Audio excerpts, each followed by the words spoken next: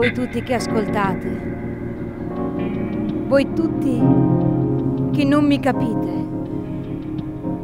voi tutti che non sapete più creare, ma solo interpretare, voi tutti che vi siete innamorati di queste piccole parole moschete, delle mie parole mosche, che si posano sulle vostre miserie escrementi.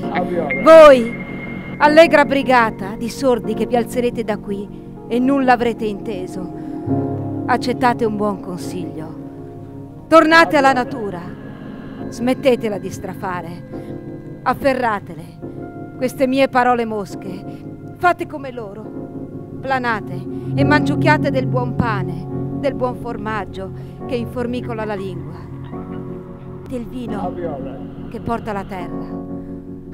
Che cosa c'è di più meraviglioso della terra?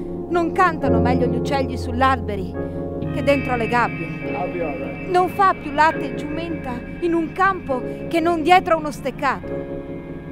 È più intollerabile la vergogna di chi veste abiti ricamati con il sangue dei poveri o di chi vaga per la città vestito solo della sua povera pelle. Mi scandalizza ancora una femmina incinta, nuda, sul ciglio di una strada, che cammina sui cocci di bottiglia. A che cosa guardate voi? Ai suoi piedi scorticati o all'assenza della gonna? In verità vi dico, questo mondo è come una vigna e la natura è il suo palo. Finché il palo sta diritto, la vigna fa il suo frutto. Quando il palo cade, la vigna grandina a terra.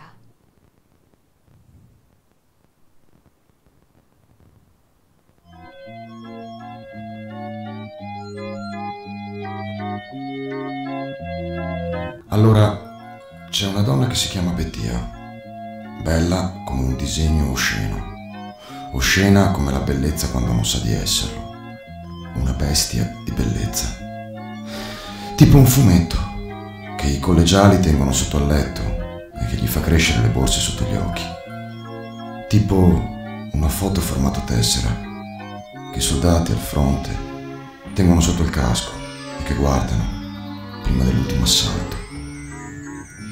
Bettia si è trasferita con il marito Ruzzante a Padova, ma in campagna ha lasciato l'amante, Menato, uno che sapeva trattarla come Dio comanda sotto le coperte, uno che le comprava da mangiare, da vestire, da truccarsi, uno che quando è rimasto solo pensava di poterla sostituire con qualcun'altra, uno che all'improvviso non può più fare a meno di lei.